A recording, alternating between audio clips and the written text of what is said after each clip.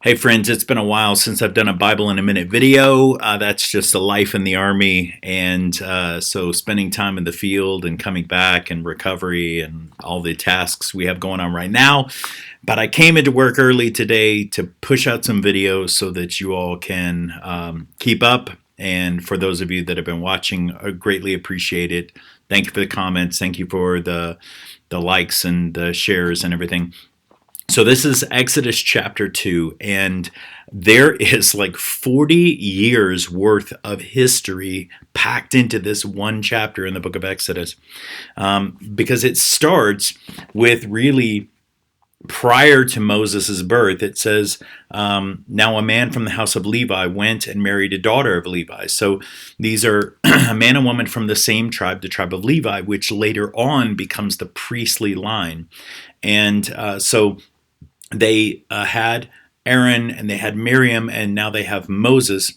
And because Moses is born within this time frame where Pharaoh commands all boys under a certain age be killed, they are clearly afraid, and so they recognize that there's something unique about Moses, but they can't hide him any longer. They've hid him for a while, and 3 months, and they realize they can't hide him any longer. And so they basically, we don't know what prompted them to do this, but they put him in a basket and put the basket among the reeds.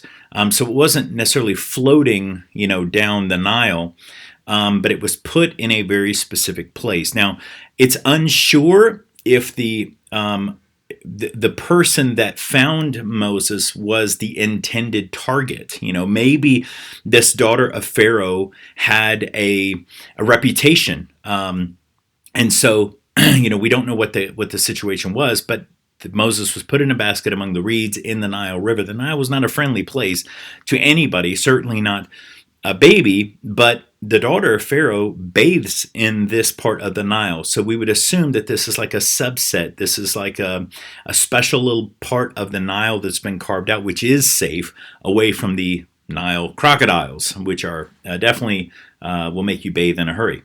So she sees the basket. The daughter of Pharaoh sees the basket, and she opens it, sees a baby inside. The baby was crying, Moses. And she has pity on him. He's an infant. And in verse 2, the baby was considered very beautiful. And so she has pity on this baby, and she realizes, I'm going to adopt this child. And so she calls him Moshe, which means drawn out, because she drew him out of the water. And so in verse 10, Moses becomes the son of the daughter of Pharaoh. And so he grows up and he learns the ways of Egypt. He clearly knows his origin story because of the behavior that he exhibits in verses 11 and following. And like I said, tons of history, tons of his life is just jam-packed in this chapter. But he looks at the hard labors of the Hebrew slaves, and he has pity on them. So remember, connect the pity that Pharaoh's daughter had on him. Now he is having pity on the Hebrew slaves because he sees an Egyptian beating this Hebrew slave. And it says one of his fellow Hebrews. So the implication is that he knew he was a Hebrew. He looked this way, that way. What does that mean? Premeditated murder. He may not have intended to actually murder the man, but he struck him and it killed the Egyptian, so he hid his body in the sand. Now the next day he goes out and two Hebrews are fighting amongst each other. So Moses says, this is the nephew of Pharaoh, probably, the nephew of Pharaoh still at this point, because the person who becomes Pharaoh is like a brother to Moses for the most part, but they grow up together. And so Moses says, why are you fighting? Why are you striking your companion, your fellow Hebrew? And this is what scares Moses, is the response of this Hebrew slave. He says, who made you ruler and judge over us? Do you intend to kill me as you killed the Egyptian? Then he realizes the news is out.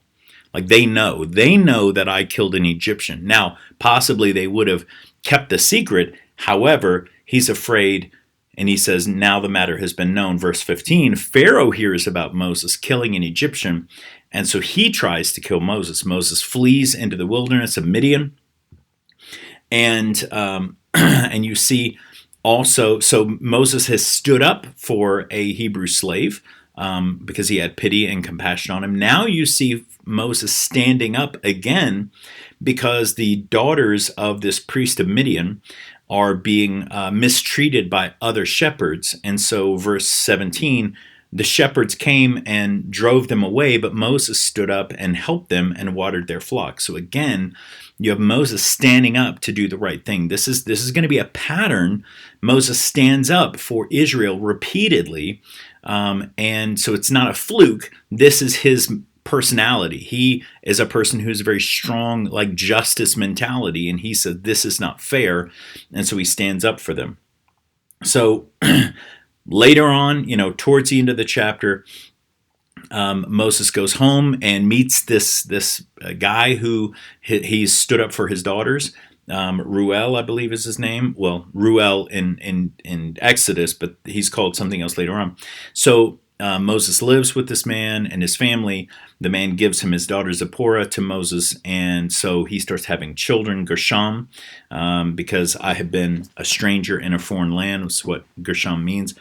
And then the Pharaoh that sought to kill Moses, possibly Seti the First, is now dead.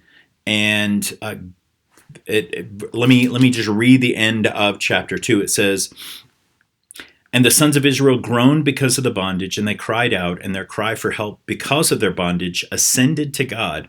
So God heard, listen to these important things, God heard their groaning, God remembered his covenant with Abraham, Isaac, and Jacob, and God saw the sons of Israel, and God took notice of them. So God heard, God remembered, God saw, and God took notice of them. That is Exodus chapter 2.